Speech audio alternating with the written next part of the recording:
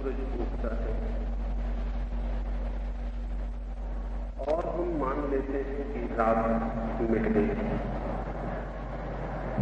वो मानना बड़ा झूठा है। एक रात तो बाहर है जो मिट जाती है, लेकिन एक रात भीतर भी है जो किसी सूरज के उगने से कभी नहीं मिलती। रात के अंधेरे में भी हम दिया जला लेते हैं और सोचते हैं प्रकाश हो गया, लेकिन एक अंधेरा ऐसा भी है जहां हम कभी कोई दिया नहीं जलाते और जहां कभी कोई प्रकाश नहीं होता। लेकिन शायद उस अंधेरे का ही हमें कोई पता नहीं, और जब तक उस अंधेरे का पता न हो तब तक प्रकाश की आकांक्षा भी कैसे पैदा हो सकती है। उपनिषदों के किसी ऋषि ने गाया है, परमात्मा से प्रार्थना की है, मुझे मृत्यु से अमृत की ओर ले चल,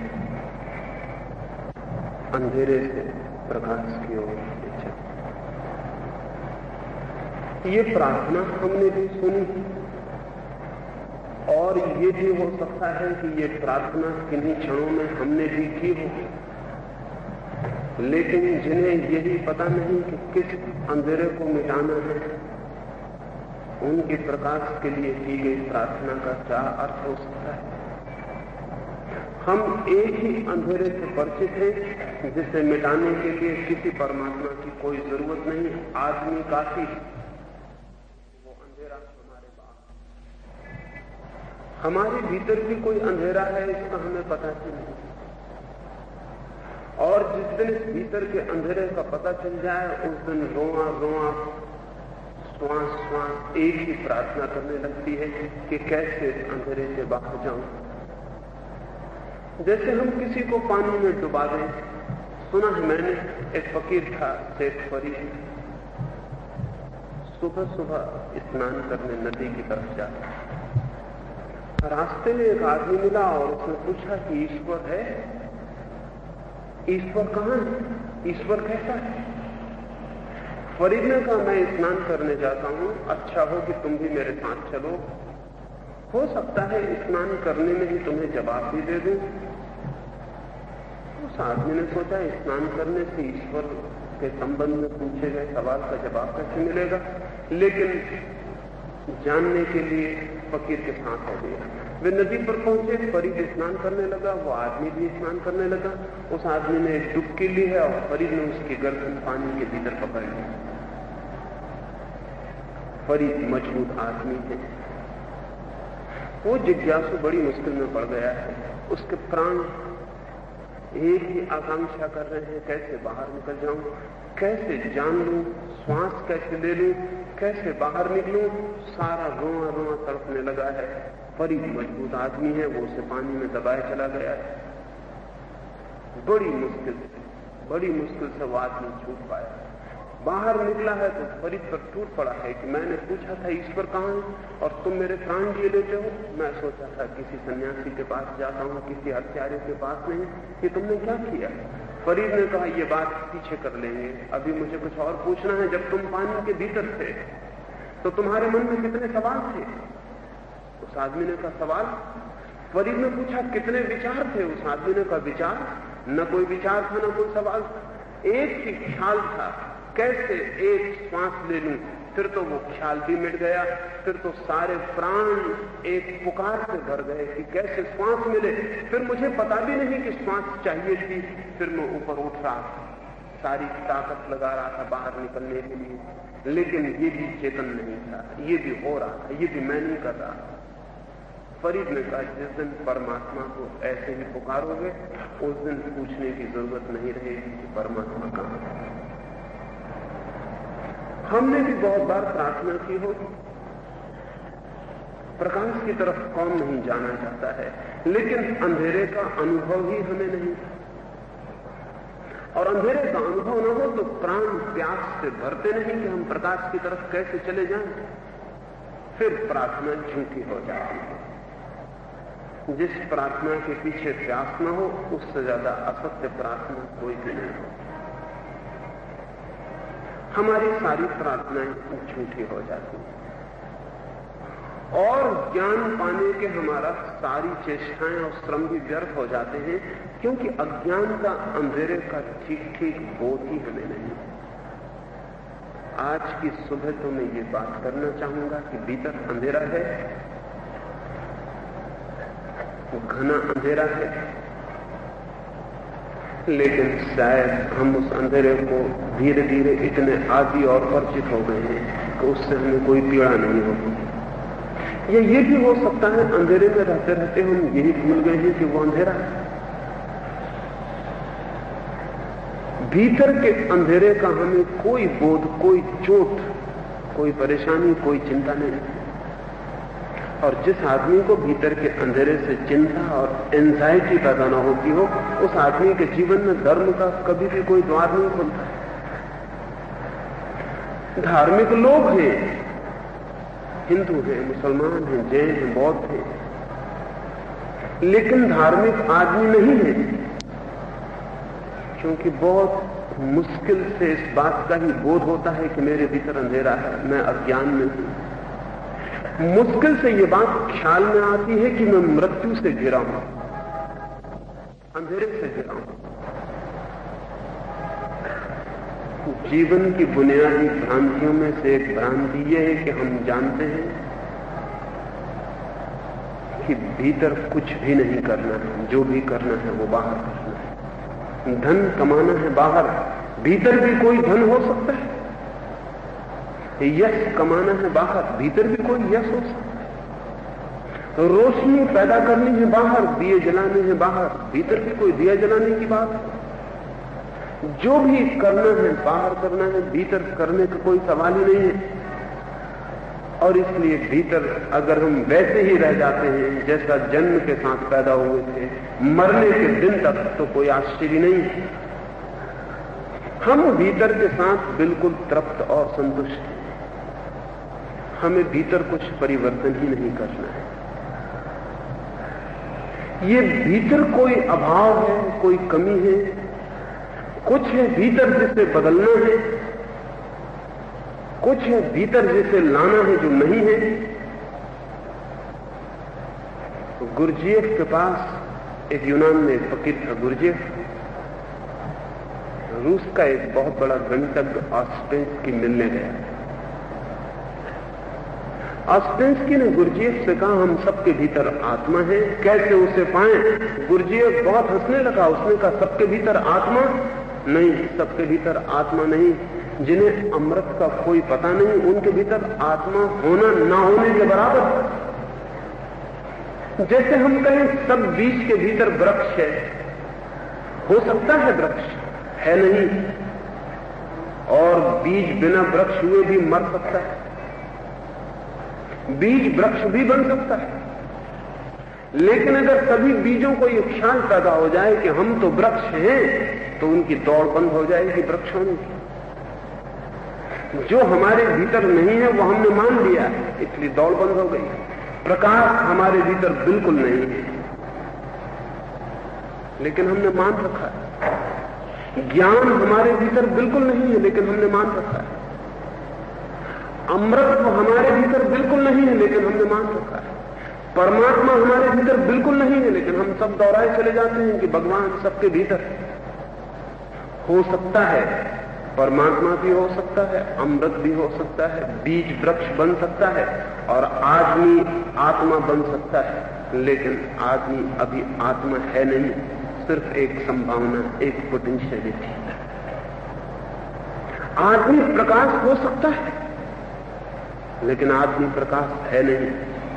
आदमी एक गहन अंधेरा है। आदमी जाग सकता है, लेकिन आदमी सोया हुआ है।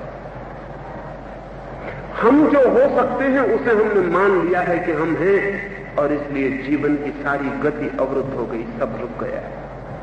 अगर एक गरीब आदमी मान ले कि वो धनी है, और एक भिखारी मान ले कि वो सम्राट है, फिर उस भिखारी के सम्राट होने की कोई उम्मीद न रही। उसने मान ही लिया कि वो सम्राट है। वो एक सपने में खो गया कि वो एक सम्राट है, और वो भिखारी है, सड़क के किनारे बैठा हुआ है, हाथ उसके भीख के लिए फैले हुए, मन भीतर वो सोच रहा है मैं सम्राट हूं। फिर ये भिखारी कभी सम्राट नहीं हो सकेगा। हम क्या हैं वो हमें ठीक से जानना जरूरी है, ताकि हम वो हो सकें जो हम हो सकते हैं। लेकिन आदमी के ऊपर एक गहरी मूर्छा छा गई और हम सब ने हमें वो मान लिया है जो हम हो सकते हैं, जो हम अभी हुए नहीं हैं, और इसलिए भीतर हम रुक गए हैं। बाहर विकास हो रहा है, भीतर कोई विकास नहीं हो रहा। 3000 वर्षों में आदमी बाहर तो बहुत गति किया है, छोटे मकान बड़े मकान हुए, बीमारियां कम हुई, उम्र आदमी की बढ़ी, ज्यादा सुख की सुविधाएं जुटी, आदमी जमीन से चांद तक पहुंच गए। लेकिन भीतर हम वहीं खड़े जहां आदिम प्रिमिटिव आदमी खड़ा है। हम भीतर कहीं भी नहीं गए, भीतर हम इंच भर भी नहीं हिले, भीतर हम वहीं के वहीं खड़े। बाहर विकास हो रहा है, भीतर आदमी ठहर के खड़ा हो गया, और इसलिए इतनी परेशानी है दुनिया में। आदमी छोटा पड़ रहा है और आदमी का विकास बड़ा होता चला जा रहा है। आदमी बहुत छोटा हो गया है, विकास बहुत बड़ा हो गया है। उसके हाथ में एटम और हाइड्रोजन बम है, और आदमी बिल्कुल आदिम है, बिल्कुल प्रिमिटिव है, उसमें कोई विकास नहीं हुआ है। अविकसित आदमी के हाथ में विकसित साधन बड़े खतरनाक सिद्ध हो रहे हैं। अज्ञानी आदमी के हाथ में विज्ञान का सारा ज्ञान सुसाइडल आत्मघाती सिद्ध हो रहा है। ये होगा ही, ये होगा ही, ये होना बिल्कुल स्वाभाविक है। लेकिन अगर ये एक बार ख्याल आ जाए कि हमारे जीवन का सारा उपक्रम बाहर ही नहीं है, जीवन का सारा श्रम बाहर ही नहीं हो जाना चाहिए। हम भी हैं, मैं भी हूं, मेरा होना भी है, और मेरे होने का भी, मेरे बीइंग का भी एक विकास है। क्या वहां प्रकाश है? कभी भीतर आंख बंद करके खोज की है, वहां प्रकाश है, वहां कोई दिया जलता है, वहां कोई सूरज निकलता है, वहां घनघोर अंधेरा है, वहां कोई प्रकाश नहीं, वहां कोई सूरज नहीं निकलता। आंख बंद की कि हम अंधेरे में खो जाते हैं, और इसलिए हम आंख बंद करने से डरते हैं, इसलिए हम भीतर झांकने से भी डरते हैं। लोग कहते हैं, सुकरात से लेकर आज तक सारे लोग कहते हैं, नो दाइसेल्फ, अपने को जाने, भीतर जाएं। निरंतर शिक्षा दी जाती है, भीतर जाओ, अपने को जानो, लेकिन कोई आदमी भीतर नहीं जाना चाहता है, क्योंकि भीतर आंख बंद करता है कि अंधेरा हो जाए, अंधेरे से डर लगता है। बाहर कम से कम प्रकाश तो है, बाहर कम से कम दिखाई तो पड़ता है, भीतर तो कुछ दिखाई नहीं पड़ता। या अगर भीतर भी कभी कुछ दिखाई पड़ता है तो वो बाहर के ही प्रतिबिंब होते हैं, बाहर के ही रिफ्लेक्शंस होते हैं। आंख बंद होती है, मित्र दिखाई पड़ते हैं, दुश्मन दिखाई पड़ते हैं। फिर भी आंख बंद न हुई, फिर भी हम बाहर ही हैं, बाहर की तस्वीरों को देखे चले जा रहे हैं। वहां पे रोशनी है, लेकिन भीतर जितने गहरे उतरते हैं वहां उतना अंधेरा मालूम होता है, जैसे कोई गहरी अंधेरी खोह में उतर जाए। सीएम जोट एक बड़ा विचारक था। अभी किसी ने जोट को कहा था, कभी अपने भीतर जाएं, कभी उतरें अपने भीतर, कब तक बाहर का सोचते रहेंगे। जोट बीमार पड़ा था, सोचा कि अब बीमारी में बाहर जा भी नहीं सकता हूं, डॉक्टर कहते हैं बिस्तर पर ही पड़ा रहना पड़ेगा, तो सोचा कि जब बाहर नहीं जा सकता तो भीतर जाने की भी कोशिश करके देख ली जाए। फुर्सत अनायास मिल गई है, सोऊंगा भी तो कब तक सोऊंगा। आंख बंद की है तो भीतर तो घनघोर अंधेरा, भीतर तो कुछ भी नहीं है, कहां जाओ। हम सब भीतर से बचते हैं कि वहां अंधेरा है, वहां डर भी हो सकता, अनजान रास्ता हो सकता है, अनजान गट हो सकती। जो लोग ध्यान के थोड़े ही गहरे प्रयोग करते हैं, जो पहला अनुभव उन्हें आना शुरू होता है, वो ऐसा है जैसे किसी गहरे अंधेरे कुएं में गिर रहे हो, जिसकी कोई नीचे कोई बॉटम नहीं है, नीचे कोई तलहटी नहीं है, गिरते ही जा रहे हैं। अंधेरा, डार्क एबिस। ईसाई फकीरों ने, ईसाई मिस्टिक्स ने नाम दिया है डार्क नाइट ऑफ सोल, आत्मा की अंधेरी रात। जो लोग भी भीतर उतरते हैं, पहला अनुभव अंधेरे का है, घनघोर अंधेरे का। हाँ, लेकिन अगर कोई चाहे तो उजाले की कल्पना कर सकता है, कोई चाहे तो बैठ के अंदर भी झूठे कल्पना के दिए जला सकता है, सोच सकता है कि माथे के बीच में दिए की ज्योति जल रही है, सोच सकता है कि माथे के पास सूरज चमक रहा है, सोच सकता है, कल्पना कर सकता है, इमेज बना सकता है, और तब तब वो असली प्रकाश तक कभी नहीं पहुंचेगा, क्योंकि वो असली अंधेरे से गुजरने से ही उसने इंकार कर दिया है। जिनको भी सुबह तक पहुंचना है उन्हें रात से गुजरना पड़ेगा, और जिन्हें भी उस प्रकाश को खोजना है जो भीतर हो सकता है, उन्हें एक अंधेरी रात से भी भीतर गुजरना पड़ेगा। हम सब उस अंधेरी रात से बचने के लिए दो काम करते हैं। एक काम तो ये करते हैं कि हम भीतर जाते ही नहीं, उस उपद्रव से ही बच जाते हैं। हम जितना अपने से डरते हैं उतना किसी से भी नहीं डरते। अगर आपको एक कमरे में अकेला छोड़ दिया जाए, कहा जाए कि रह जाएं 30 दिन अकेले इस कमरे में, आप कहेंगे अकेला मैं नहीं रह सकता। इसका मतलब क्या हुआ? इसका मतलब हुआ कि आप किसी के भी साथ रह सकते हैं, अपने साथ नहीं रह सकते। इसका मतलब यह हुआ कि कोई भी साथी आप अपने से बेहतर साथी समझते हैं। किसी के भी साथ रह सकते हैं, आबासा कोई भी काम दे देगा।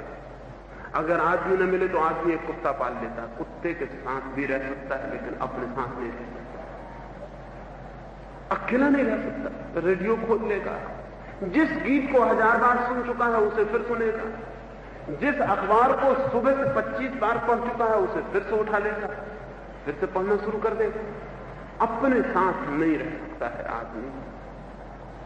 हम इस योग भी नहीं कि अपने साथ रह सके। हम खुद को भी दोस्ती के योग्य नहीं मानते। तो एक तो हम बाहर उलझे रहते हैं ताकि भीतर न जाना पड़े, एक तो हम दूसरे लोगों के साथ रहे आते हैं ताकि अपने साथ न होना पड़े। इतने व्यस्त रहते हैं, इतने ऑक्युपाइड रहते हैं कि भीतर का ख्याल ना आए। सुबह से आखिरी रात सोने के क्षण तक व्यस्त है। इस व्यस्तता के पीछे बहुत मनोवैज्ञानिक बीमारी। कोई आदमी विश्राम नहीं करना चाहता, क्योंकि विश्राम में अपने साथ होना पड़ेगा। और अगर विश्राम के लिए पहाड़ी स्टेशन चला जाता है या समुद्र के तट चला जाता है तो 10-5 लोगों को साथ ले जाता है और वहां जाके पूरी तरह व्यस्त हो जाता है। वही दुनिया वहां पैदा कर लेता है जो घर पर, वही दुनिया फिर खड़ी कर लेता है। लेकिन अकेला नहीं होना चाहता, और हम 24 घंटे इसलिए व्यस्त थे कि कहीं अकेले ना हो जाएं। अगर एक आदमी को जेल में रहने का मौका मिल जाए तो वो जेल में भी अकेला नहीं रहता, वो गीता पे टीका लिखने लगता है वहां बैठ के। अगर उसको कागज न मिले तो दीवार पर कोयले से लिखने लगता है, लेकिन व्यस्त हो जाता है। इधर 30-40 साल में हिंदुस्तान के जेल में जाने वाले लोगों ने जितनी किताबें बढ़ाई उतना और किसी ने नहीं बढ़ाया। जेल बड़ी जरूरी बात हो गई कि वहां कुछ लिखा जाए, क्योंकि वहां अकेले रहने के लिए और खुद को एनकाउंटर करने का एक मौका मिला जिससे चूक जाना जरूरी है। एक मौका मिला जहां खुद के साथ रहना पड़ेगा और कोई खुद के साथ नहीं रहना। कोई ना कोई उलझन चाहिए, कोई ना कोई व्यस्तता चाहिए, कहीं ना कहीं मन लगा होना चाहिए ताकि भीतर झांकने का मौका ना मिले। हर आदमी व्यस्त है, क्योंकि कोई भी आदमी अपने साथ एक क्षण भी नहीं रहना चाहता। हमारा प्रेम ही हमारी व्यस्तता है दूसरे के साथ,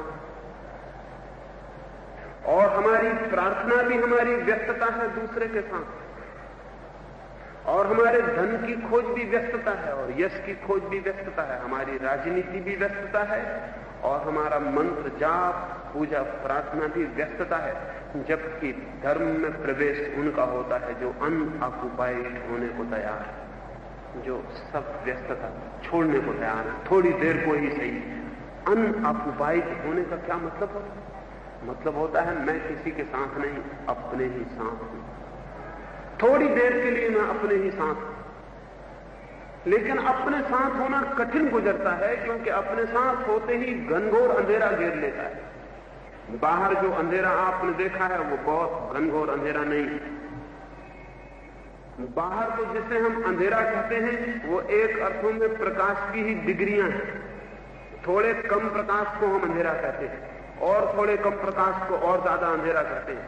बाहर एब्सोल्यूट डार्कनेस है ही नहीं, बाहर सब अंधेरा रिलेटिव है, और इसलिए बाहर एब्सोल्यूट लाइट भी नहीं मिल सकता। सब प्रकाश भी रिलेटिव होगा, सापेक्ष होगा। बाहर प्रकाश और अंधेरा एक ही चीज के, एक ही स्पेक्ट्रम के दो छोर, लेकिन भीतर एब्सोल्यूट लाइट, पूर्ण प्रकाश की संभावना है। तो ध्यान रहे, भीतर एब्सोल्यूट अंधेरे से गुजरने की हिम्मत भी चाहिए, पूर्ण अंधेरे से गुजरने की भी जरूरत है। एक अंधेरी रात भीतर है जिससे गुजरना पड़े, लेकिन हम तो उससे बचना चाहते हैं। बचने के लिए एक उपाय यह है कि हम उलझे रहें बाहर। जन्म से लेकर मरने तक हम उलझे ही उलझे समाप्त हो जाते हैं। आपने देखा होगा, आदमी रिटायर होता है तो बड़ा परेशान हो जाता है, आदमी की नौकरी छूटती तो बड़ी मुश्किल हो जाती है। जो आदमी 20 साल जिंदा रह सकता था वो 5-10 साल ही जिंदा रहता, 10 साल की उम्र खो देता है। रिटायर्ड आदमी 10-5 साल की उम्र खो देता है। इसलिए तो कोई भी रिटायर नहीं होना चाहता, चाहे 70 साल का हो जाए, चाहे 75 साल का हो जाए, राष्ट्रपति होना चाहता, प्रधानमंत्री होना चाहता, कोई रिटायर नहीं होता। अगर मरे हुए आदमियों को भी मौका मिले तो राष्ट्रपति के लिए खड़े हो जाएंगे। वो तो यह है कि हम उनको दफना देते हैं, छोड़ते नहीं उनको, या तो कब्र में गड़ा देते हैं या आग लगा देते हैं, शायद इसी डर से कि वो वापस ना आ जाए, खड़े ना हो जाए। कोई आदमी खाली नहीं होना चाहता, और रिटायर आदमी की उम्र कम हो जाती है, मनोवैज्ञानिक कहते हैं, ठीक कहते हैं। इसलिए कम हो जाती है कि पहली दफे उसे अपने साथ रहना पड़ता है, और जैसे अपने साथ रहता है बड़ी मुश्किल में पड़ जाता है। खुद की कंपनी बड़ी मुश्किल, खुद का साथ ही बड़ा मुश्किल। इसलिए हर आदमी व्यस्त है। रिटायर आदमी नई व्यस्तताएं खोज लेता है। चर्चिल पीछे के दिनों में छूट गया था, सब छूट गया था या छुड़ा दिया गया था। जो लोग छुड़ा दिए जाते हैं वो भी ये कहते हैं कि हम छूट गए, जिनको धक्के दे दिए जाते हैं वो भी ये कहते हैं कि हम बाहर आ गए। चर्चिल आखिरी दिनों में छूट गया था या छुड़ा दिया गया था। मेरे एक मित्र उसको मिलने गए, तो वो अपने बगीचे में काम कर रहा है। तो मेरे मित्र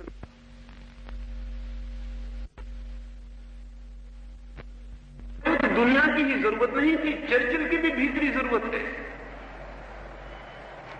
वो जो सुबह से रात तक राजनीति में उलझा था वो दुनिया की सेवा ही नहीं थी, वो चर्चिल की भीतरी जरूरत भी है।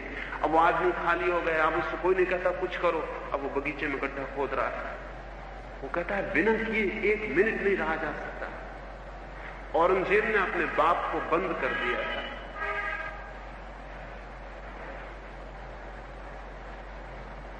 आखिरी वक्त में बाप को बंद कर दिया कारागृह में। तो औरंगजेब के बाप ने एक चिट्ठी भेजी, औरंगजेब को कहा कि एक काम करो, यहां अकेला रहना बहुत मुश्किल है, तुम एक काम करो, इतनी कृपा करो कि 30 बच्चे भेज दो जिनको मैं पढ़ाता रहूं। औरंगजेब ने अपनी आत्मकथा में लिखवाया है कि मेरे बाप को फुर्सत से रहना जरा भी पसंद नहीं। उसने 30 बच्चे बुला लिए और अब उसने पढ़ाने का काम शुरू कर दिया, और 30 बच्चों के बीच में फिर उसने वो अकड़ वापस पा ली जो एक बादशाह की होती। 30 बच्चों के बीच वो फिर बादशाह हो गया, फिर उनको डांट रहा है, ठीक कर रहा है, सुधार कर रहा है, समझा रहा है, पढ़ा रहा है, बुझा रहा है। फिर उसने चारों तरफ चिंताएं खड़ी कर ली। वो अकेला नहीं रह सकता, वो आराम नहीं कर सकता। कौन रह सकता है अकेला? जो आदमी अकेला रह सकता है वो परमात्मा के पास पहुंच सकता है, और जो आदमी अकेला नहीं रह सकता वो कभी भी भीतर प्रवेश नहीं कर सकता। अकेला होना तो भीतर होने की पहली शर्त है। अकेले होने में महत्व इसी बात का है कि हम अव्यस्त होने की, अनऑक्युपाइड होने की थोड़ी हिम्मत जुटाएं। लेकिन या तो हम बाहर व्यस्त होते हैं, या अगर हम बाहर से ऊब गए, और हर आदमी ऊब जाता है। कब तक कोई आदमी, कितनी ही कम बुद्धि का आदमी हो तो भी रिपीटिशन उबा देने वाला है। ज्यादा बुद्धि के लोग जल्दी उब जाते हैं, बुद्ध जैसे लोग जवानी में उब जाते हैं, कम बुद्धि के लोग बुढ़ापे में उबते हैं, इसलिए बुढ़ापे में धार्मिक हो पाते हैं। ज्यादा बुद्धिमान आदमी हो तो बचपन में ही धार्मिक हो जाएगा। कम बुद्धि का आदमी हो तो मरते दम तक उसको फिर ख्याल मरते वक्त तक आएगा। लेकिन हर आदमी ऊब जाता है, सिर्फ जानवर नहीं ऊबते। आपने जानवर को कभी बोर होते नहीं देखा होगा, किसी भैंस को आपने कभी बोरडम में नहीं देखा होगा कि ऊब गई हो, परेशान हो। कभी नहीं। भैंस कभी नहीं उगती, उगने के लिए बुद्धि चाहिए, और जितनी तेज बुद्धि हो उतनी जल्दी ऊब पैदा हो जाती। बुद्ध ने एक आदमी को मरते देखा और पूछा कि क्या मैं भी मर जाऊंगा? हमने पूछा कभी एक आदमी को मरते देखकर? हम रोज हर आदमी न मालूम कितने आदमियों को मरते देख। हम कभी ये नहीं पूछते क्या मैं मर जाऊंगा, बल्कि इस प्रश्न को टालते हैं कि कहीं दूसरे के मरने से मुझे मेरे मरने का ख्याल ना आ जाए। तो हम इससे टालने की तरकीब क्या है हमारी? हम उस दूसरे के साथ बड़ी सहानुभूति करते हैं, जबकि सहानुभूति अपने साथ करनी चाहिए। हम कहते हैं बेचारा मर गया, हम कभी ये नहीं कहते कि ये बेचारा अब मरेगा। हम अपने माइंड को डाइवर्ट करते हैं उसकी सहानुभूति में कि बेचारा मर गया, 2 बच्चे छोड़ गया, पत्नी छोड़ गया, बड़ा बुरा हुआ, ऐसा नहीं होना था, क्या इलाज नहीं हो पाया, क्या नहीं हो पाया।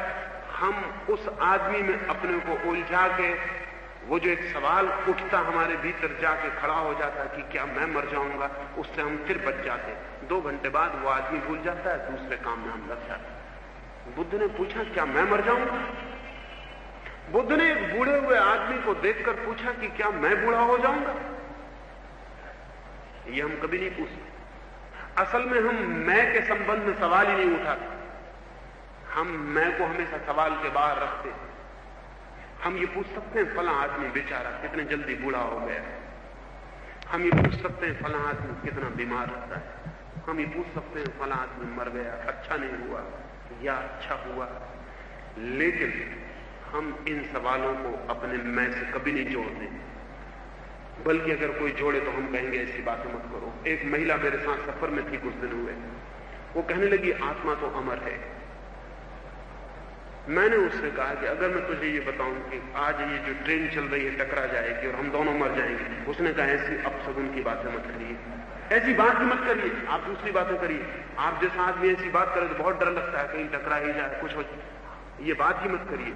मैंने उससे कहा अभी तू कहती थी आत्मा अमर है और अब तू कहने लगी अपशगुन की बातें मत करिए। अगर आत्मा अमर है तो मृत्यु अपशगुन नहीं है, क्योंकि मृत्यु है ही नहीं।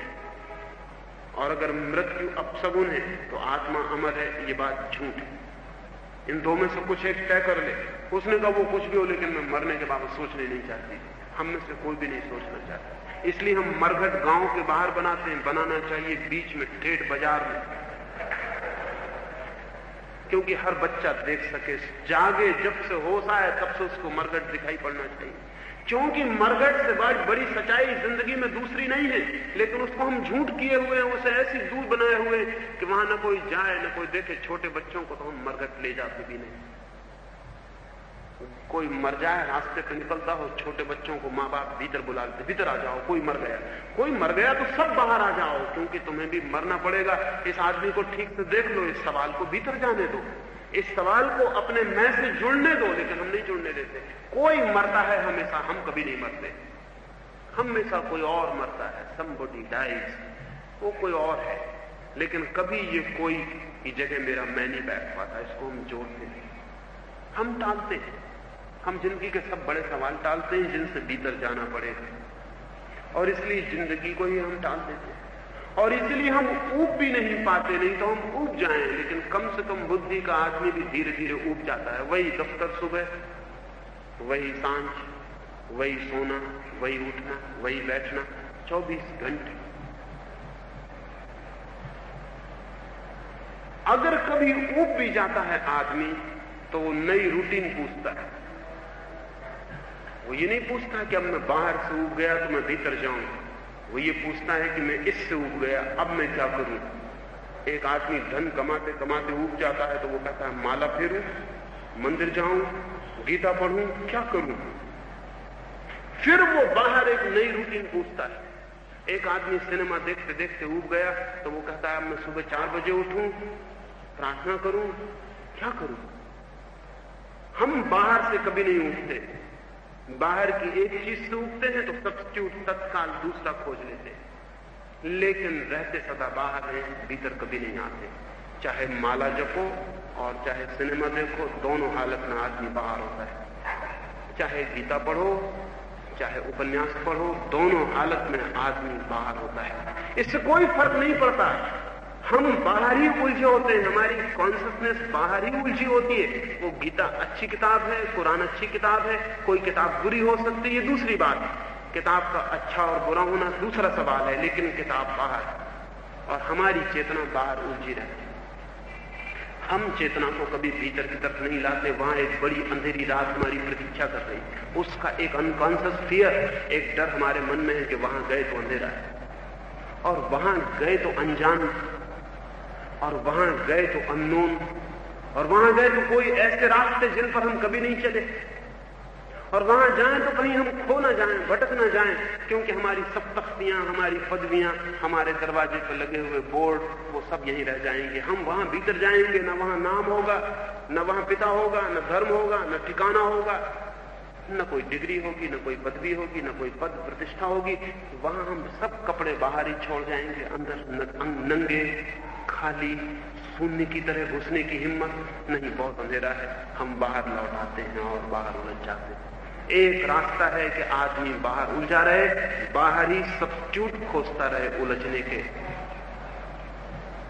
और एक रास्ता है कि भीतर जाए और कल्पना में उतर जाए, इमेजिनेशन में चला जाए।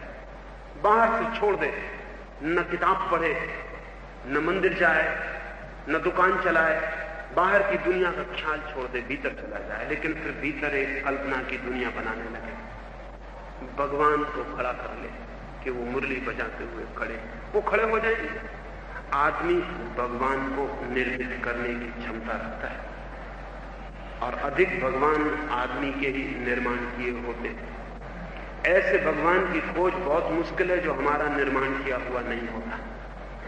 लेकिन जब तक ऐसे भगवान की खोज ना हो तब तक जीवन बेकार है। भीतर हम भगवान को भी खड़ा कर ले सकते हैं और उस भगवान के आसपास नाच सकते हैं, खुश हो सकते हैं। भीतर हम कल्पना का सूरज बना सकते हैं और उसकी रोशनी फैला सकते हैं, और पूरे शरीर में रोशनी भर जाए ऐसा लग सकता है। लेकिन वो सब कल्पना का चमत्कार होगा। कहीं हम भीतर नहीं गए, कहीं कोई प्रकाश नहीं हुआ, हमने एक झूठा प्रकाश ही कल्पित कर लिया। हम अंधेरे में ही नहीं उतरे, हमने अंधेरे की पीड़ा और तकलीफ ही नहीं जानी, हम उस एंग्विश, संताप से नहीं गुजरे जो अंधेरे का है।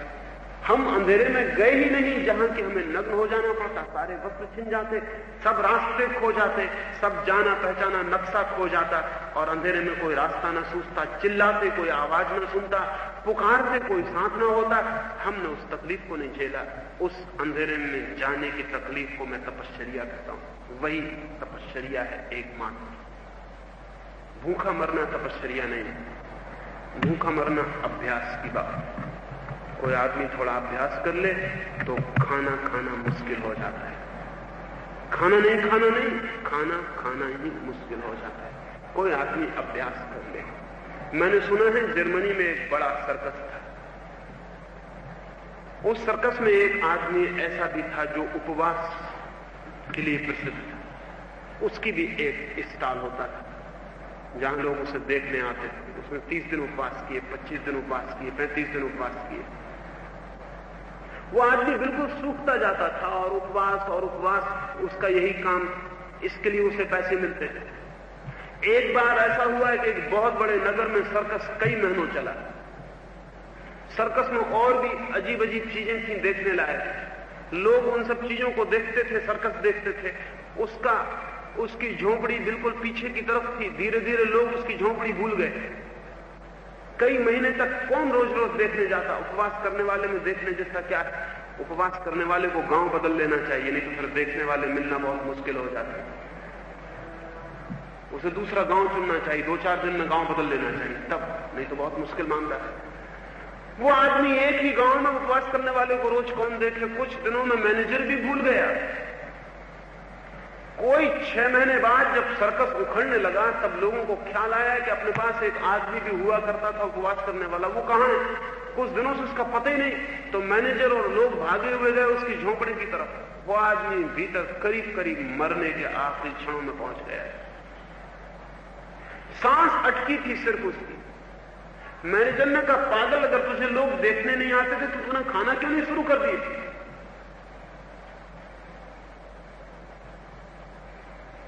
उस आदमी ने बड़ी धीमी आवाज में, अब उसकी जान बिल्कुल निकलने के करीब थी, इतना ही कहा, खाना। पहले तो खाना छोड़ने में बड़ी तकलीफ हुई थी, अब खाना खाने में उतनी ही तकलीफ होती। अभ्यास की बात। कोई देखने नहीं आता था, लेकिन वो खाना नहीं खाता। अगर 3-4 दिन आप भी खाना ना खाएं तो 5वें दिन से भूख मरनी शुरू हो जाती है, क्योंकि शरीर एक नई तरकीब खोज लेता है। शरीर अपने को ही खाने लगता है भीतर से, फिर बाहर से खाने की जरूरत नहीं रह जाती। इसलिए तो भोजन छोड़ने वाले आदमी का 1 पौंड 1.5 पौंड वजन रोज गिरता चला जाता है, अपना ही मांस पचना शुरू हो जाता है। उपवास एक तरह का मांसाहार है, खुद ही का मांसाहार।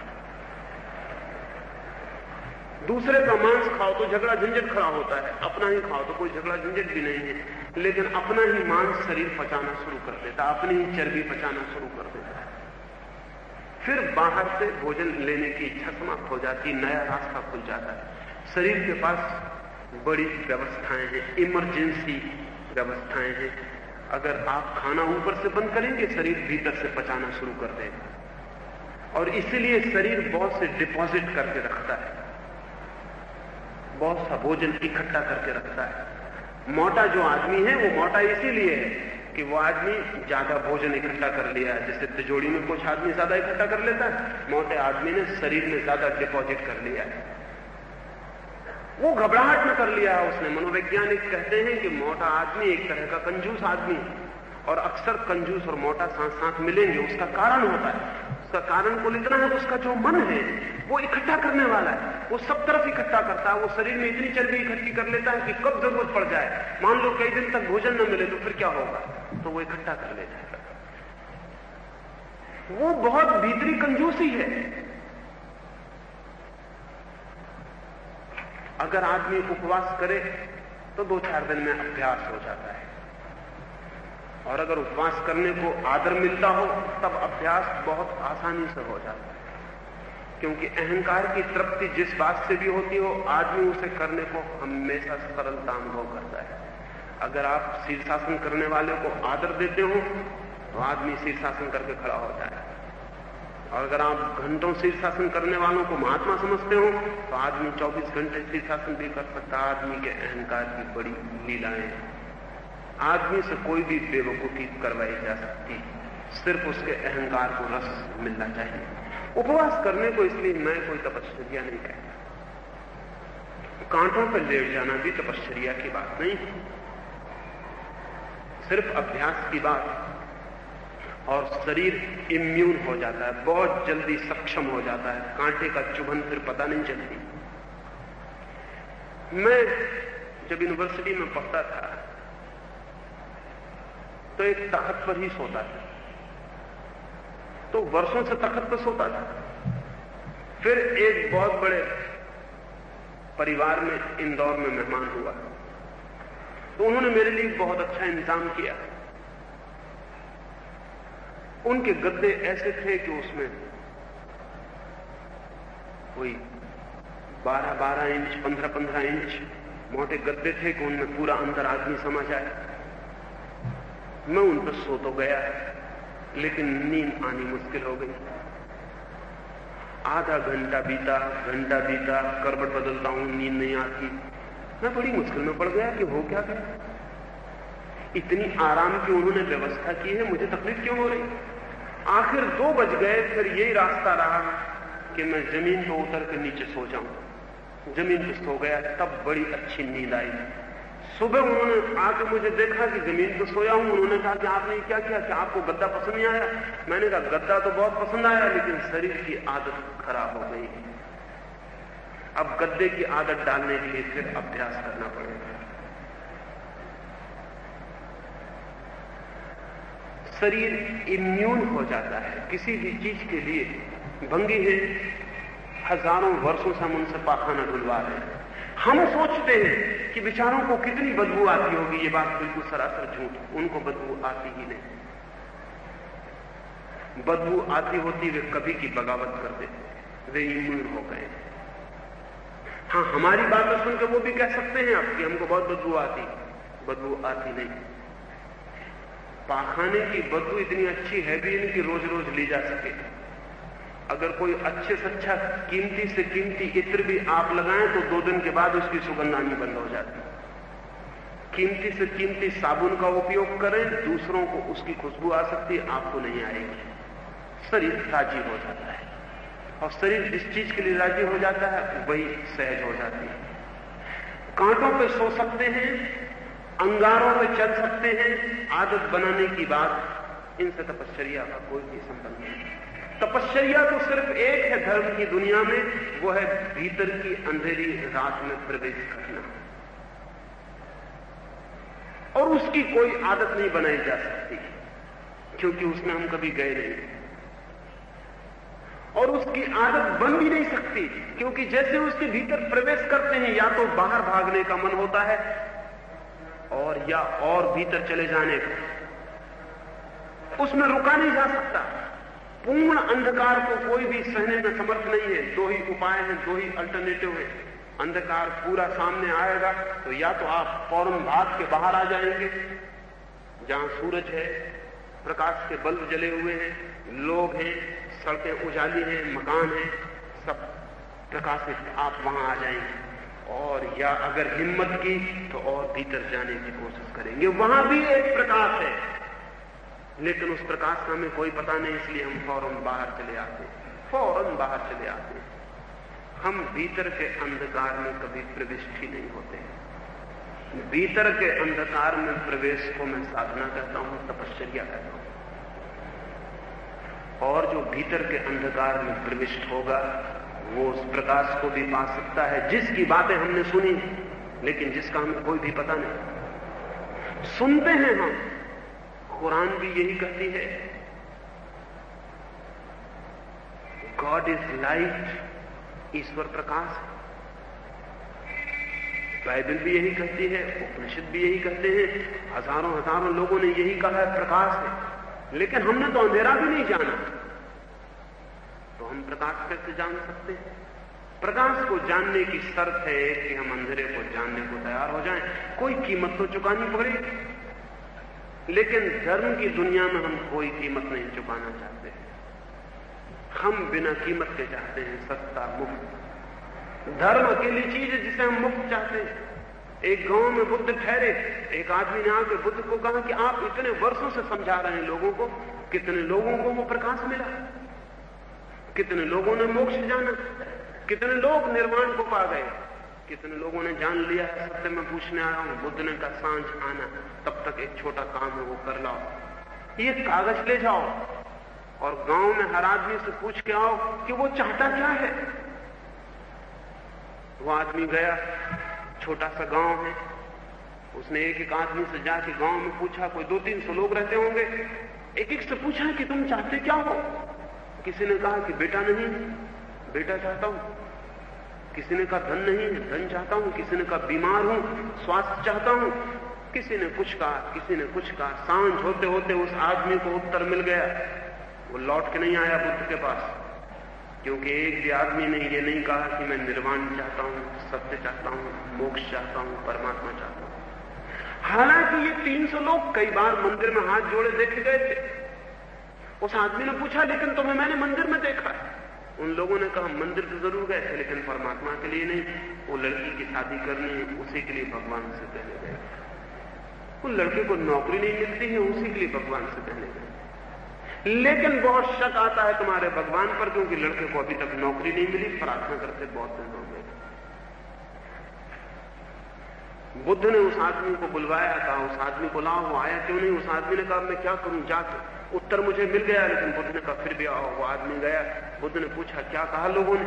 एक भी आदमी जानना चाहता है सत्य को? उन्होंने, उस आदमी ने कहा कोई भी नहीं। तो बुद्ध ने कहा मैं किसी को जबरदस्ती सत्य की दुनिया में धक्का दे सकता हूं, और मैं किसी को निर्वाण ला के दे सकता हूं। मेरे पास लोग आते हैं, वो कहते हैं भगवान हम आपके पैर पकड़ते हैं, प्रकाश मिल जाए। मैं प्रकाश दे सकता हूं। बुद्ध ने कहा मैं कैसे प्रकाश दूं, मैं कैसे सत्य दूं? सत्य कोई ऐसी चीज तो नहीं कि किसी को कोई दे सके, प्रकाश कोई ऐसी चीज तो नहीं कि कहीं मिल जाए।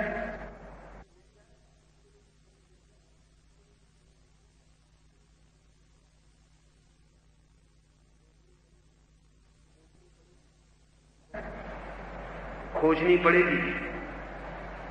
और खोजने का प्रश्न ही तब खड़ा होगा जब हम अंधेरे में गिर जाएं। अंधेरे में गिरते ही पता चलता है कि सारे प्राण प्रकाश को खोजने लगे। अंधेरे में गिरते ही पता चलता है कि सारे प्राणों में एक प्यास भर गई है, प्रकाश कहां है। और एक बार भीतर के अंधेरे का अनुभव हो जाए तो फिर बाहर का प्रकाश भी प्रकाश मालूम नहीं पड़ेगा, क्योंकि भीतर के अंधेरे को जानते ही हमें पहली दफा पता चलेगा कि बाहर के प्रकाश से भीतर के अंधेरे के मिटने का कोई भी संबंध नहीं।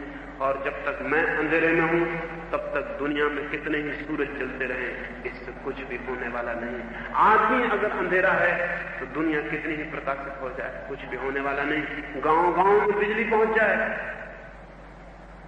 ये भी हो सकता है। आज नहीं कल मैं एक रूसी किताब पढ़ता था, एक वैज्ञानिक की उसकी योजना है कि 100 साल के भीतर रात हम मिटा देंगे। हम हर गांव के ऊपर कुछ विशेष गैसेस का एक बादल इकट्ठा कर देंगे और उस बादल को जब चाहे तब हम जला सकते हैं, जब चाहे तब बुझा सकते हैं। वो गांव के कंट्रोल में होगा। गांव जब चाहे जितना प्रकाश उस बादल से पैदा किया जा सकता है। तब फिर रात को हम मिटा देंगे, रात मिट जाएगी। रात के मिटने में कोई बहुत कमी नहीं रह गई है, लेकिन फिर भी आदमी का अंधेरा नहीं मिटेगा। विज्ञान बाहर के अंधेरे को मिटाने का प्रयास है, धर्म भीतर के अंधेरे को मिटाने का। इसलिए विज्ञान कितना ही सफल हो जाए उससे धर्म को कोई बाधा नहीं पड़ती, क्योंकि धर्म का किसी और ही अंधेरे से संघर्ष है। जिस ऋषि ने गाया है कि भगवान मुझे अंधेरे से प्रकाश की तरफ ले चल, वो बड़ा पागल रहा होगा। हम उसको एक कमरे में लाके खड़ा कर दें और सब बल्ब जला दें और कहें क्यों फिजूल परेशान हो रहा है। कहां भगवान से प्रार्थना करता है? इलेक्ट्रिसिटी बोर्ड से प्रार्थना करनी चाहिए। भगवान से क्या संबंध है प्रकाश का? बिजली के दफ्तर से संबंध है। जितनी चाहो बिजली ले लो, प्रकाश कर लो। तो वो ऋषि हम पर हंसेगा और कहेगा तुम पागल हो, क्योंकि मैं जिस अंधेरे की बात कर रहा हूं उसका बाहर के प्रकाश से कोई संबंध नहीं। लेकिन उस अंधेरे का ही हमें पता नहीं। हम मानने को भी राजी नहीं होंगे कि हम अंधेरे में जी रहे हैं। कोई आदमी मानने को राजी नहीं होगा। आदमी क्रोध कर रहा हो और उससे कहो कि आप क्रोध में, तो वो कहता क्रोध? कहां क्रोध? आप गलती में, मैं क्रोध में नहीं। क्रोधी आदमी मानने को राजी नहीं होता कि क्रोध में है, क्योंकि अगर मानने को राजी हो जाए तो क्रोधी होना बहुत मुश्किल हो जाएगा। पागल आदमी मानने को राजी नहीं होता कि पागल खाने में चले जाएं। अगर एक आध पागल भी आपको मिल जाए जो मानने को राजी हो कि मैं पागल हूं, तो बड़ा चमत्कार हो। कोई पागल मानने को राजी नहीं। कोई पागल मानने को राजी नहीं है कि वो पागल है। पागलपन का एक लक्षण ये भी है, बुद्धिमान आदमी को शक भी आ सकता है, पागल को शक भी नहीं आता। विलियम जेम्स पागलखाना देखने गया था। पागलखाने से देख के लौटा और फिर बहुत परेशान हो गए, बहुत परेशान हो गए। रात भर सो नहीं सका। सुबह उठा तो एकदम उदास था, ऐसा था जैसे कि 10 साल उम्र ज्यादा हो गई हो। मित्रों ने पूछा क्या हो गया है तुम्हें? कल से जब से तुम लौटे हो खोए हो। विलियम जेम्स ने कहा कि मुझे एक शक आ गया, और वो ये कि ये जितने लोग पागल हैं, पागलखाने में बंद हैं, कल तक ये लोग भी ठीक थे और पागल हो गए। मैं अभी ठीक मालूम पड़ता हूं, कल मैं भी पागल हो सकता हूं। एक दूसरा मुझे ये भी शक आता है कि मैंने पागलों से पूछा कि क्या तुम पागल? उन्होंने कहा नहीं। कौन कहता है? उनमें से किसी को शक नहीं है कि वो पागल है। मुझे शक आ गया कि कहीं ये हमारा ख्याल कि हम पागल नहीं है, पागलों जैसा ही तो ना हो। तो मैं चिंता में पड़ गया हूं कि कहीं मैं पागल तो नहीं हूं। उनके मित्र खूब हंसने लगे और उन्होंने कहा तब निश्चित है कि तुम पागल नहीं हो, क्योंकि पागल को कभी शक नहीं आता है। पागल को शक ही नहीं आता कि वो पागल। मैंने तो यहां तक सुना है कि एक आदमी था अमेरिका में, उस आदमी ने कोई 100 वर्ष पहले एक लिंकन की कोई शताब्दी मनाई जाती थी, उसमें लिंकन का पाठ किया वो लिंकन बना। वो लिंकन बन के सारी अमेरिका में नाटक किया उसने। 1 वर्ष तक वो लिंकन का पार्ट ही करता रहा, आज इस गांव में, कल दूसरे गांव में, परसों तीसरे गांव में। साल भर लंबा वक्त है। साल भर में वो आदमी इस भ्रम में पड़ गया कि मैं लिंकन हूं। उसको ये ख्याल पैदा हो गया कि मैं लिंकन हूं। रोज रोज रोज रोज हमको भी तो इसी तरह ख्याल पैदा होता है। रोज रोज जो होता है वही ख्याल पैदा हो जाता है। अगर गांव में लोग आपको रोज नमस्कार करते हैं तो आपको ख्याल पैदा हो जाता है कि आप नमस्कार के योग्य आदमी हैं। और अगर गांव के लोग तय कर लें कि नमस्कार नहीं करना है, बड़ी बेचैनी होती है कि लोग कैसे पागल हो, मैं नमस्कार के योग्य आदमी को नमस्कार नहीं करता। क्या हो गया लोगों को? उस आदमी ने साल भर तक लिंकन का पार्ट किया, साल भर तक लोगों ने उसे लिंकन माना। जहां भी गया उसका स्वागत हुआ, मालाएं पहनाई गई, लोगों ने नमस्कार किया, लोगों ने धन्यवाद दिए। साल भर में वो भूल गया कि मैं कौन हूं। उसे ख्याल हो गया कि मैं लिंकन हूं। ये बहुत मुश्किल नहीं है। घर लौट आया लिंकन के ही कपड़े पहने हुए। पत्नी ने, बच्चों ने कहा कि आप अब ये कपड़े उतार दीजिए, अब ये अच्छे नहीं मालूम पड़ते। अब लोग क्या कहेंगे, आप सड़क पे इन कपड़ों को पहन के चलेंगे। नाटक में ठीक थे। उसने कहा कैसा नाटक, मैं अब्राहम लिंकन हूं। उसके घर के लोगों ने कहा कि शायद वो मजाक कर रहा है। लेकिन जब 2-4 दिन मजाक चली और लंबी हो गई, मजाक थोड़ी देर चले तो समझ में आती है, फिर मुश्किल हो जाता है। जब 2-4 दिन हो गया वो लिंकन की अकड़ में बोलता, लिंकन जहां अटकता वहीं अटकता, लिंकन लंगड़ा के चलता तो वो भी लंगड़ा के चलता। तब तो घर के लोगों ने कहा कि कुछ गड़बड़ हो गई। घर के लोगों ने समझाने की कोशिश की, लेकिन जितना समझाया उतनी मुश्किल होती चली गई। वो आदमी जिद पकड़ता चला गया कि मैं लिंकन हूं, कमी क्या है मुझ में? आखिर लिंकन होने में मेरी कमी क्या रह गई? फिर उन्होंने सोचा कि किसी मनोवैज्ञानिक को दिखना है, तो बात आगे बढ़ गई। वो एक मनोवैज्ञानिक के पास ले गए, तो रोज उसे समझाया कि तुम लिंकन नहीं हो, कहो कि लिंकन नहीं हो। तो एक छोटी सी मशीन होती है लाई डिटेक्टर, अदालतों में अब तो उन्होंने उपयोग करना भी शुरू किया। एक छोटी सी मशीन है, जैसे वजन तौलने की मशीन होती है वैसी छोटी मशीन, उसके ऊपर आदमी को खड़ा कर देते हैं। उससे पूछते हैं कि 2 और 2 कितने होते हैं? तो वो कहता है 4। झूठ क्यों बोलेगा? तो उसके हृदय की धड़कन एक तरह की होती है। ऐसा 10-5 प्रश्न पूछते हैं जिसमें झूठ बोला ही नहीं जा सकता। फिर उससे पूछते हैं तुमने चोरी की? तो उसका हृदय तो कहता है की, लेकिन ऊपर से कहता है नहीं की। तो हृदय की धड़कन में गड़बड़ी पैदा हो जाती है। वो मशीन नीचे नोट कर लेती है कि यहां इस जगह पर इस आदमी के हृदय ने दोहरी दिक्कत पैदा की। इसने एक दफा हां कहना चाहा, हृदय रुका, लेकिन कहा इसने और। तो उस आदमी को जो लिंकन हो गया था, मशीन पर खड़ा किया और मनोवैज्ञानिक ने उससे कई प्रश्न पूछे। ये तुम्हारी पत्नी है? उसने कहा। ये तुम्हारा बेटा है? उसने कहा। घड़ी में कितने बजे हैं? उसने कहा इतना बजे। फिर उससे पूछा क्या तुम अब्राहम लिंकन हो? उस आदमी ने कहा, बहुत घबरा गया था, बार बार हर आदमी यही पूछता है। उसने कहा नहीं, मैं अब्राहम लिंकन नहीं हूं। लेकिन मशीन ने खबर दी कि यह आदमी झूठ बोल रहा है। भीतर तो उसने कहा कि हूं, अब्राहम लिंकन तो हूं ही, लेकिन कब तक झंझट को जारी रखो? तो उसने कहा कि नहीं, मैं अब्राहम लिंकन नहीं हूं। लेकिन मशीन ने कहा यह आदमी झूठ बोल रहा है। उस मनोवैज्ञानिक ने कहा भाई ले जाओ, यह आदमी अब्राहम लिंकन है। जहां तक मशीन का संबंध है हम कुछ भी नहीं कर सकते। मशीन कहती है कि आदमी अब्राहम लिंकन है, और मशीन कभी गलती नहीं करती। मशीन कैसे गलती करेगी? गलती आदमी कर सकता है। यह आदमी गलती में हो सकता है, लेकिन मशीन थोड़ी गलती में हो सकती है।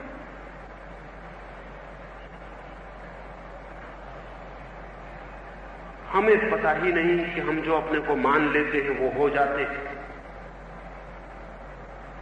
हमने अपना बाहर होना मान लिया है, हम वही हो गए। हमने अपने भीतर होने को छोड़ ही रखा है, इसलिए हम भीतर हमारा कुछ भी होना नहीं। हमने बाहर अपना होना मान लिया है कि मैं किसी का पिता हूं, किसी का भाई हूं, किसी का मित्र, किसी का दुश्मन, कोई मेरा नौकर, मैं किसी का नौकर। हमने बाहर कुछ मान रखा है, वो हम हो गए।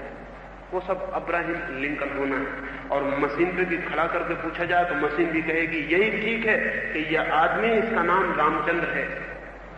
हालांकि रामचंद्र बिल्कुल माना हुआ नाम। लिंकन और रामचंद्र होने में कोई फर्क नहीं है। पैदा होकर कोई नाम लेके नहीं आता। एक नाम हम मान लेते हैं कि ये मैं हूं, फिर हम वही हो जाते हैं। उस आदमी का क्या कसूर है अगर उसने साल भर में मान लिया कि मैं लिंकन हूं, तो 30 साल में हम मान लेते हैं। आखिर अब्राहम लिंकन को भी नाम सिखाया ही गया होगा, वो भी कोई लेके नहीं आए थे। असली अब्राहम लिंकन भी मान के बैठा हुआ है कि मेरा नाम है। हमने बाहर अपना होना मान रखा है, जो बिल्कुल झूठा है। काम चलाओ, काम चल जाता है। हम अपने घर पहुंच जाते हैं ठीक ठिकाने से। हमारा नाम है, दफ्तर में पता है, हमारी नौकरी चल जाती ठीक से, हमारी दुकान है, बोर्ड लगा है, सब पहचान है हमारी। लेकिन भीतर हम कौन है हमें पता भी नहीं। हमने ये मान रखा है हम यही हो गए। हमने बाहर के अतिरिक्त कभी भीतर की तरफ आंख नहीं की। इन आने वाले दिनों की चर्चाओं में इस संबंध में ही एक एक कदम में बात करना चाहूंगा कि कैसे हम भीतर जाएं। पहली बात जो इस सुबह आपसे कहना चाहता हूं वो ये है कि भीतर जाने से हम बहुत डरे हुए हैं, क्योंकि वहां अंधकार है, घनघोर अंधकार है, साधारण नहीं। और मैं आपको आश्वासन नहीं देता कि भीतर जाएं तो एकदम आनंद उपलब्ध हो जाएगा, ये बिल्कुल झूठी बात है। भीतर जाएंगे तो पहले तो बहुत चिंता, बहुत एंग्विश, बहुत घबराहट, बहुत बेचैनी, बहुत अशांति पैदा हो जाएगी। लेकिन अगर उसको पार कर सके तो बहुत आनंद, बहुत शांति, बहुत शांति उपलब्ध हो जाता है। लेकिन जिन्हें भी पर्वतों को चढ़ना हो उन्हें बीच की कठिनाइयां झेलनी पड़ती, और जिन्हें भी गहरे सत्य खोजने हो उन्हें गहरा उतरना पड़ता है, और जिन्हें अपने को जानना हो उन्हें उस सब से गुजरना पड़ेगा जो हमको घेरे हुए है, जिसकी वजह से हम बाहर ही बाहर जीते। जैसे मैं अपने घर में हूं और दरवाजे के बाहर ही रहता हूं, क्योंकि भीतर कमरे में बहुत घनघोर अंधकार है, सांप बिच्छू भी हो सकते हैं, भूत प्रेत भी हो सकते हैं। कभी थोड़ा झांकता हूं, फिर डर लगता है, अंधेरा, फिर द्वार बंद कर देता हूं। फिर धीरे धीरे मैं ये मान ही लेता हूं, क्योंकि ये अंतिम ढंग से द्वार बंद करने का उपाय है कि भीतर कुछ है ही नहीं, जो भी है वो बाहर। हर आदमी ने ये मान रखा है कि जो भी है सब बाहर है। इस मान रखने में एक बहुत अनकॉन्शियस सप्रेशन, एक बहुत अचेतन दमन, और वो ये है कि भीतर को इंकार कर दो, क्योंकि भीतर में बहुत डर लगता है, बहुत घबराहट मालूम होती है, न मालूम क्या हो, उधर जाओ ही मत, इंकार ही कर दो कि वो है ही नहीं, भीतर कुछ है ही नहीं। बाहर जियो, शांति से बाहर ही जियो, बाहर ही रहो, बाहर ही होकर गुजर जाओ। भौतिकवाद पदार्थ का आग्रह नहीं है, मेटेरियलिज्म पदार्थ का आग्रह नहीं है। भौतिकवाद इस बात का आग्रह है कि भीतर कुछ भी नहीं है, भीतर है ही नहीं, भीतर असत्य है, जो भी है बाहर, जो दी आउटसाइड बस वही सत्य है, दी इनर ऐसी कोई चीज ही नहीं। भौतिकवाद पदार्थ का आग्रह नहीं है, बहुत गहरे में भौतिकवाद का कहना है बाहर ही सब कुछ है, भीतर कुछ भी नहीं है। बड़ी मजे की बात है, लेकिन अगर बाहर ही सब कुछ हो और भीतर कुछ भी ना हो तो बाहर सब एकदम व्यर्थ हो जाता है। बाहर की कोई भी सार्थकता भीतर के संदर्भ में है। बाहर हो ही तब सकता है जब भीतर हो। एक थैली मेरे पास है और मैं कहूं कि बस इस थैली के बाहर ही सब कुछ है, भीतर कुछ भी नहीं है, तो बाहर व्यर्थ हो गया, अर्थहीन हो गया। सब बाहर किसी भीतर का ही छोर है, और बाहर को जानने के लिए किसी को भीतर खड़ा होना जरूरी है, नहीं तो बाहर का कोई पता भी नहीं चलेगा। मुझे आप बाहर दिखाई पड़ रहे हैं क्योंकि मैं बाहर नहीं हूं, मैं कहीं भीतर खड़ा हूं। मैं आपको बाहर दिखाई पड़ रहा हूं क्योंकि आप भी बाहर नहीं हैं, कहीं भीतर खड़े हैं। बाहर का बोध ही भीतर की चेतना को है, लेकिन जिसे बोध है हम उसे ही भुलाने की कोशिश में संलग्न हैं, और हम करीब करीब सफल हो जाते हैं। हमारी सफलता बहुत महंगी। इन 3-4 दिनों में मैं ये सुझाना चाहूंगा कि हमारी बाहर की सफलता बहुत महंगी, बहुत झूठी है, और एक बहुत बड़ी असफलता को छिपाए हुए है भीतर के अंधकार को, भीतर के अज्ञान को। और हमने ये बाहर की सफलता में इसीलिए इतनी तेजी से दौड़ लगाई है कि भीतर का पता ही न चले। दौड़ में पता नहीं चलता, आदमी रुकता है तो पता चलता है, भागो तो पता नहीं चलता, भूल ही जाता है आदमी। भीतर भी कुछ है, बाहर बाहर बाहर, तेज और तेज आदमी की स्पीड बढ़ती चली गई है। इस स्पीड के बढ़ने में बहुत बुनियाद में कारण अगर खोजे जाएं तो इतना ही नहीं है कि आदमी को चांद पर पहुंचना है। आदमी की स्पीड और गति में बढ़ने में बहुत बुनियादी कारण यह है कि थोड़ी गति में आदमी को अपना बोध होता है, तेज गति में अपना बोध भूलता है। जितनी तेज गति हो उतना खुद को भूलने की सुविधा है। इसलिए अमेरिका में जहां खुद को भूलने के सर्वाधिक उपाय चलते हैं, तेज से तेज गति होती चली जाती है। कार 100 मील से नीचे चले तो वो चली नहीं रही है, वो चले जितनी तेज गति पर, वो इतनी तेज गति में हो कि मुझे मेरे होने का ठिकाना न रहे, गति को संभालने में ही व्यस्त हो जाऊं, एक क्षण मौका न मिले कि मैं जान सकूं कि मैं भी हूं। तो तेज करते जाओ जीवन की गति को, ताकि जीवन का पता न चल सके। गति स्वयं को भुलाने का उपाय तो नहीं है। जोर से धन कमाए चले जाओ, इतने जोर से गिनो धन को कि अपनी गिनती का सवाल न रहे, इतनी गिनती हो जाए धन की कि हम अपने को गिनने को मौका न पाए। कहीं धन को बढ़ाना स्वयं को भूल जाने का उपाय तो नहीं है। बहुत पदों पर, छोटी मिनिस्ट्री से बड़ी मिनिस्ट्री पर जाओ, अहमदाबाद से दिल्ली जाओ, बढ़ते चले जाओ। इस बढ़ते चले जाने में कहीं ऐसा तो नहीं है कि अगर हम खड़े हो गए कहीं तो अपना पता चलने लगेगा, वो नहीं चलना चाहिए। भागते जाओ, भागते जाओ। राजनीति की सारी दौड़ धूप, धन का सारा तीव्रतम गति, विज्ञान से उपलब्ध हुए सारे साधन आदमी अपने को भुलाने में काम में ला। इससे मनुष्यता का कोई भी हित नहीं हो सकता। मनुष्य स्वयं के भीतर जाए बिना सत्य को नहीं जानता, न जीवन को जानता है। और हम अगर जीवन के मंदिर में ही प्रविष्ट न हो सके तो हमारी परमात्मा की सारी बातें झूठी। वो है,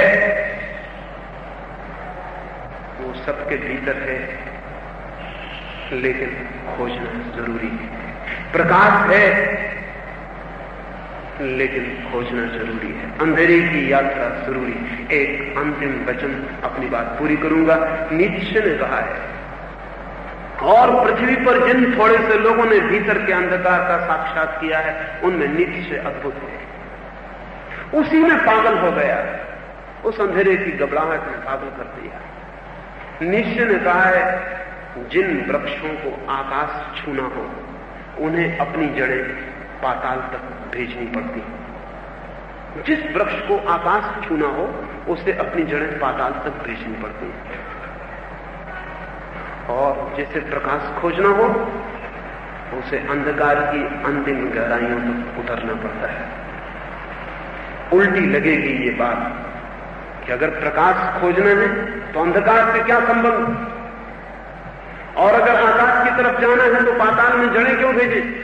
लेकिन ध्यान रहे, जितनी छोटी जड़ नीचे जाती है उतना वृक्ष ऊपर कम जाता है। जितनी जड़ नीचे गहरी जाती है अंधकार में, उतना वृक्ष की शाखाएं ऊपर उठती हैं सूर्य के प्रकाश में।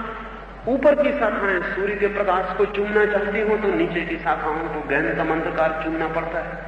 आदमी भी एक वृक्ष, और भीतर अंधकार भी है और प्रकाश भी। लेकिन जो अंधकार में उतरने की हिम्मत नहीं रखते वे कभी प्रकाश तक नहीं पहुंच पाते हैं।